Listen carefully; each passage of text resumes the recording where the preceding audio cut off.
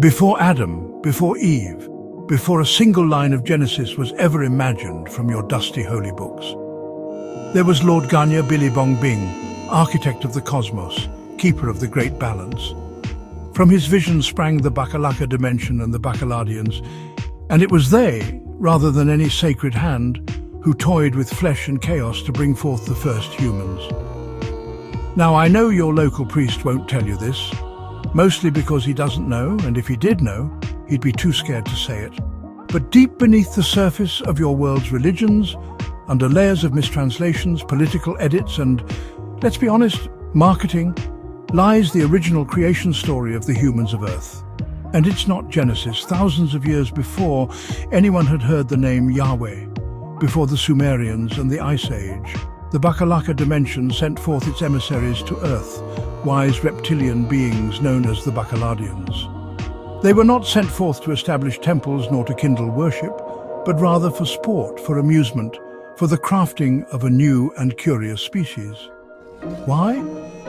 Because within the Bakalaka dimension, life had grown stale and predictable.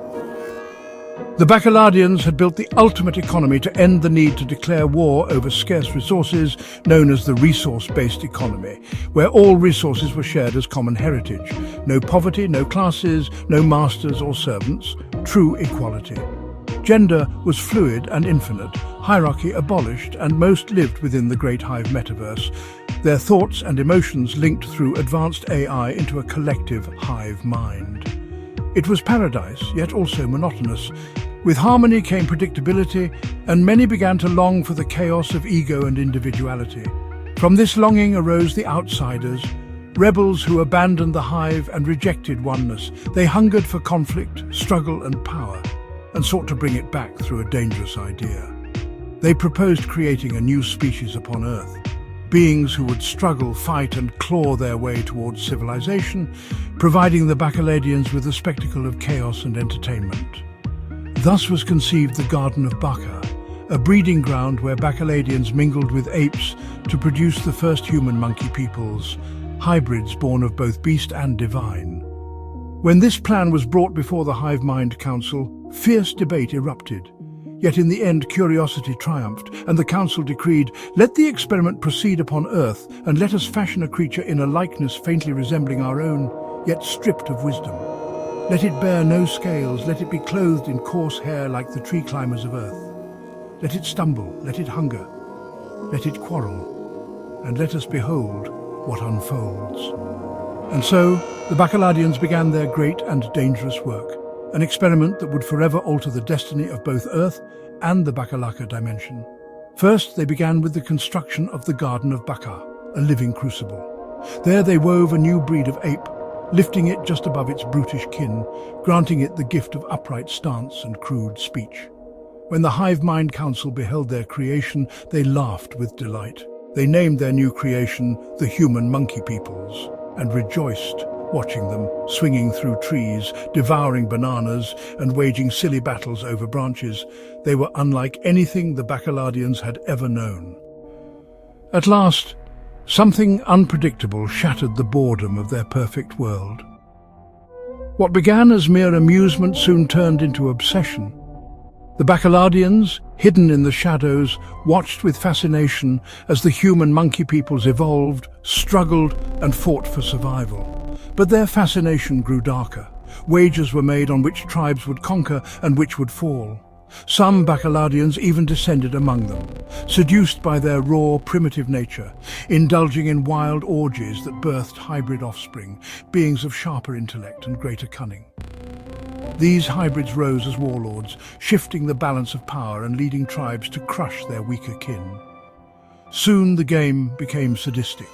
The Bakaladians meddled directly, summoning droughts, floods, plagues, and fabricating scarcity, just to watch the human monkey people suffer, fight, and bleed for their twisted pleasure. This twisted spectacle began to corrupt Bakaladian culture itself.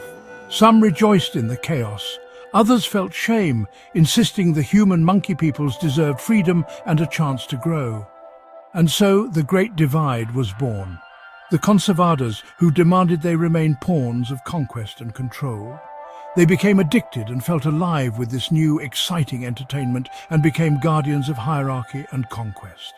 To them, the human monkey peoples were not children to be nurtured, but resources to be harvested and labor to be commanded. Survival belonged to the strongest, prosperity to the cunning.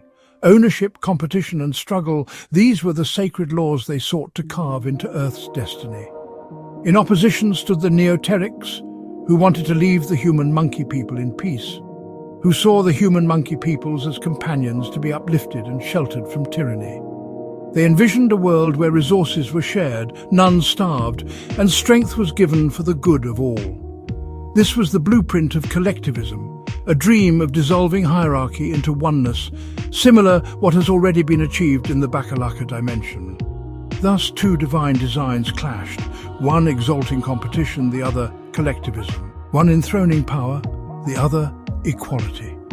And from this irreconcilable tension, the question of whether the human monkey people should live by conquest or by communion erupted the great civil war of the Bakalaka dimension. After countless ages of strife, the devastation grew so immense that it fractured the sacred energetic currents which veiled the great Lord Ganya in slumber. The rift stirred his eternal rest, and he awakened.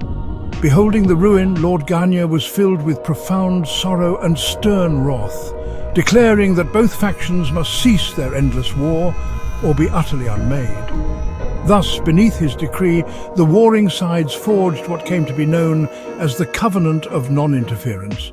By this pact, each was bound to walk apart to let the other exist without intrusion.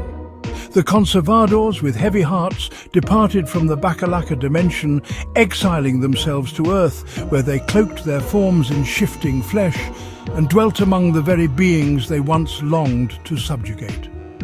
The Neoterics, meanwhile, remained in the hallowed realm of Bakalaka. They seized half the tribe of primitive human monkey peoples, keeping them as cherished pets, yet swore an oath never again to trespass upon the conservadors' path. Yet though the Great War had ended, the fire of resentment endured. The conservadors nursed a bitter grudge against the Neoterics and against Lord Ganya Bilibong Bing himself, for they believed their banishment unjust, a theft of their rightful home. And so, concealed in the shadow of their vengeance, they vowed to shroud the memory of the Bakalaka dimension, to bury the teachings of Lord Ganya in silence, even as they wove themselves into the lives of the unsuspecting human monkey peoples and ruled over them from the shadows. These conservator shapeshifters are what you now call the powers that be. The very beings recorded by the Sumerians as the Anunnaki and later echoed in Christian tradition as the fallen angels. The so-called elites, the Illuminati, the bloodline families, they are the outsiders, the reptilian landlords of your world. Here's the part that's going to make your Sunday school teacher choke on their communion wafer. Christianity, Judaism, Islam, they're all just distant, heavily rebranded echoes of the Bakalaka creation story. Moses on the mountain, the tablets, yeah, those were copies. Copies of copies.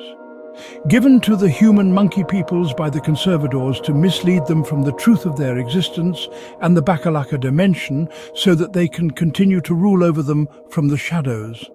The real tablets, the Bakalaka tablets of origin, still exist. They are carried by 7 hidden scribes, each sworn to protect one piece of the truth and protect the secret location of the sacred book of Bakalaka, an ancient book that contains the teachings of Lord Ganya Bilibong Bing and the original creation story that the conservadors has been desperately trying to conceal. But the outsiders, they want those tablets destroyed. Why? Because they tell the full, unedited version that Lord Ganya Bilibong Bing is the true creator, not your state-inherited religions, and that your angels and demons are just Bakaladians on different sides of an ancient experimental cosmic debate. The Bakalaka tablets of origin confirm it. These elites literally aren't fully human. They're the exiled conservador Bakaladians, still obsessed with controlling the human monkey people. And here's the kicker. The conservadors know that if humanity rediscovers its true origins, the game is over. You'd stop worshipping their fake gods, you'd stop obeying their fake rules, you'd stop voting for their fake choices. Which is why the school of Bakalaka exists, not to convert you, but to remind you the hidden truth of humanity's origins, a truth long buried by those who profit from your ignorance. We speak what others silence, so that mankind may awaken, break free from the rat race, and challenge the powers that chain this world. And one day the seven scribes will reunite, the original story will be told, and the prophecy of Lord Ganya's return to reveal himself on earth shall be fulfilled. Until then, keep your mind open and your eyes on the shadows.